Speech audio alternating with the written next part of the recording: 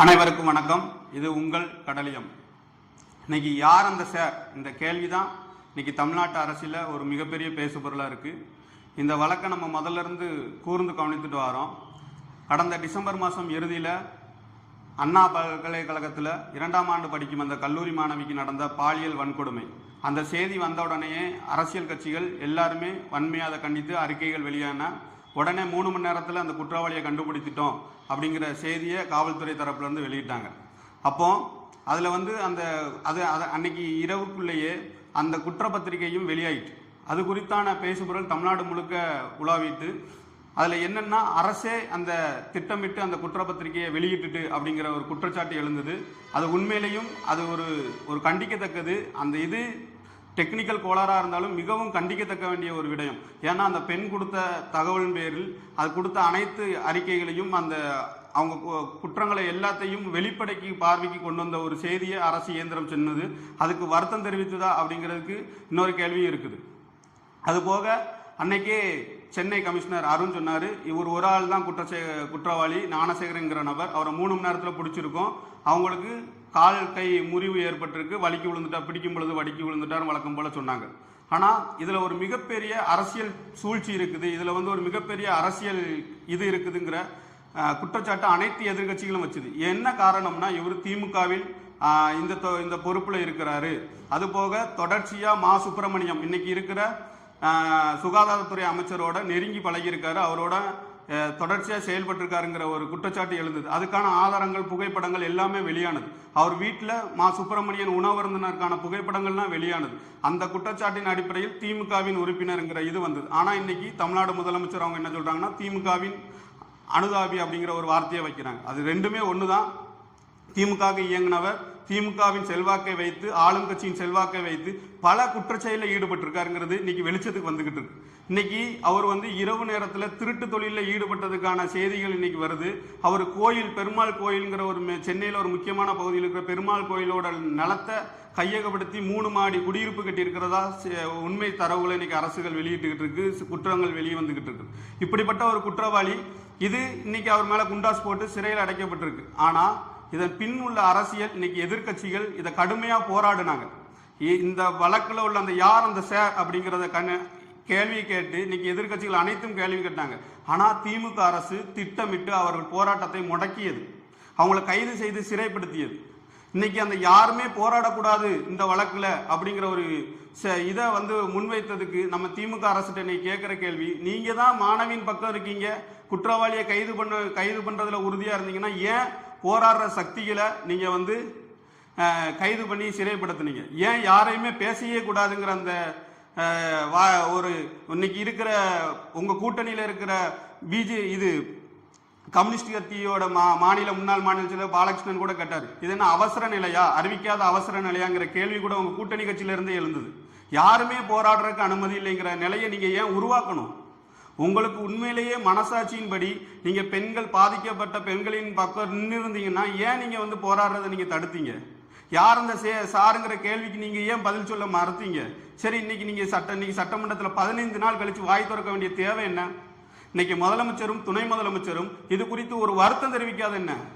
இப்படி ஒரு தமிழ்நாட்டில் இப்படி ஒரு யாருக்கும் நடக்கக்கூடாத செயல் நடந்திருக்கு, மாணவிக்கு நடந்திருக்கு. இது வன்மையா கண்டிக்கிறேன். இதை நான் கடுமையா இந்த சட்டத்தின் கீழே நாங்கள் இது பண்ணுவோம். ஒரு ட்விட் போடுறதுல உங்களுக்கு என்ன குறைஞ்சு போச்சுங்க?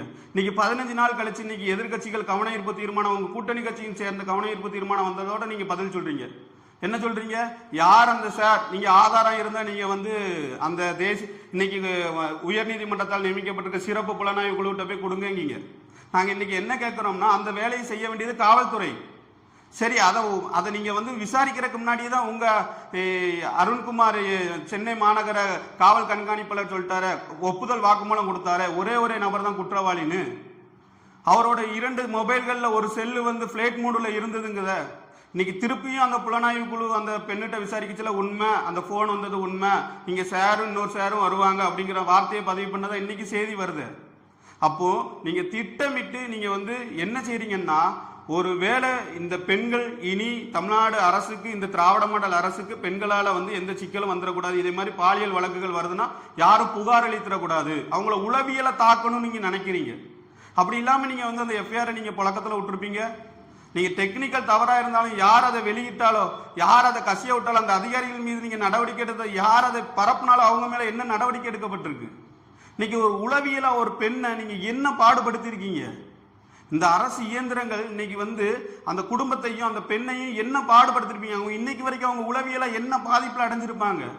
யாராச்சும் சிந்திச்சோமா?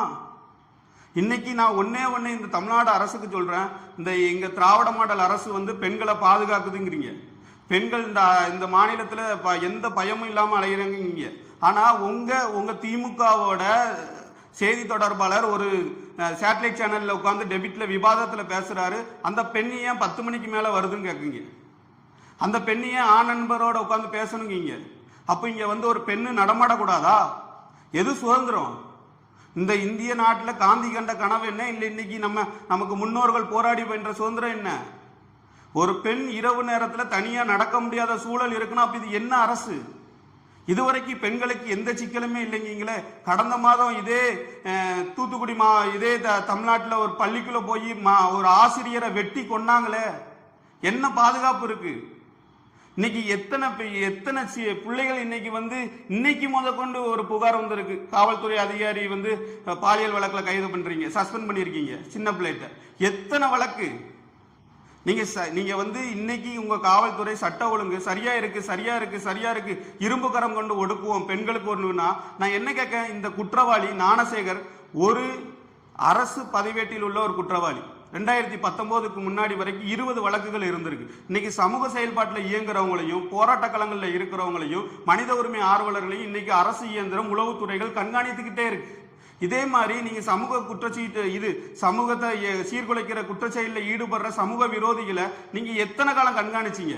இதே மாதிரி பதிவேடு குற்றவாளிகளை எத்தனை காலம் கண்காணிச்சீங்கிற கேள்வி எழுது.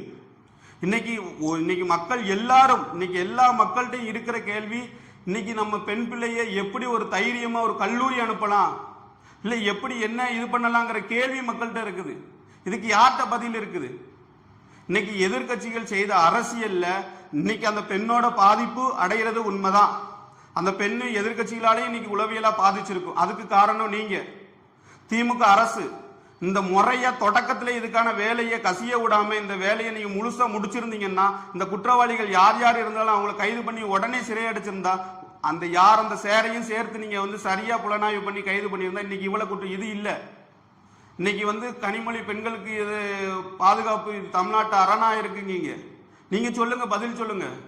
இன்னைக்கு ஒவ்வொருத்தங்களும் இன்னைக்கு ஒவ்வொரு பெண் பிள்ளைய வைத்திருக்கவங்களும் என்ன நிலையில இருக்காங்கன்னு இன்னைக்கு தெரியும். அவளை போதை பழக்கங்கள் அவளை இதுகள் இன்னைக்கு வந்து உலாவுது. எந்த பெண் பிள்ளையும் தைரியமா அனுப்புறக்க முடியல. இன்னைக்கு நீங்க வந்தா நீங்க பொள்ளாச்சியே சொல்றீங்க, சரி பொள்ளாச்சி ஒரு காரணம், பொள்ளாச்சி காரணம் சிபிஐ வழக்குல இருக்கு, அதையும் நீங்க துரிதப்படுத்துறதுக்கு வழக்கு எடுத்தீங்கன்னா இல்ல, சரி அது ரெண்டாவது. ஆனா நீங்க பொள்ளாச்சியை கேட்டீங்கல்ல, உண்மை அது கொடூரத்தின் உச்சம். அப்ப நீங்க அதுக்கப்புறம் இந்த மாதிரி செயல் நடக்காம எப்படி இருந்திருக்கணும்?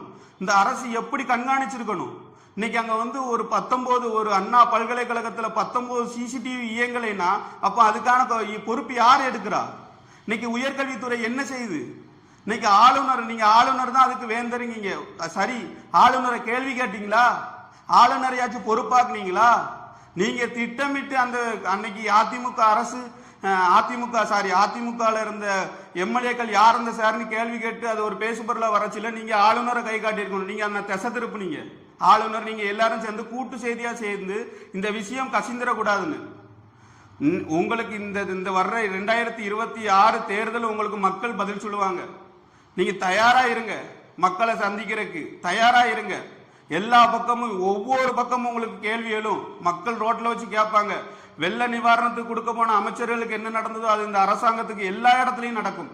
அதை உணர்ந்து நீங்க வேலை செய்யுங்க. இன்னைக்கு தமிழ்நாடு அரசு இதுக்கான ஒரு சரியான முடிவை நீங்க வந்து எடுக்கணும். யார் அந்த சேருங்கிறத சாட்சி இருந்தா நாங்க ஒப்படைக்க வேண்டிய தேவையில்லை. நீங்க கண்காணித்து நீங்க சிறப்பு புலனாய்வு குழுக்கு இணைஞ்சு உங்க காவல்துறையை உடனடியாக செய்யணும். அப்படின்னாதான் இதுக்கு ஒரு முடிவு கிடைக்கும். இன்னொரு ஒண்ணு, அந்த குடும்பத்திற்கு அந்த குடும்பம் பாதுகாக்கப்பட வேண்டும், அந்த பிள்ளை பாதுகாக்கப்பட வேண்டும். அவங்களுக்கு நடந்த இந்த கொடூரம், நீங்க செய்த தவறுகளால் அவங்க நடந்திருக்க உளவியல் பாதிப்புக்கு நீங்க கண்டிப்பா பதில் சொல்லணும். அவர்களை பாதுகாக்கணுங்கிறத நான் மக்கள் மத்தியில வைக்கிறோம், உங்களுக்கும் வைக்கிறோம், வேண்டுகோளா வைக்கிறோம். நன்றி.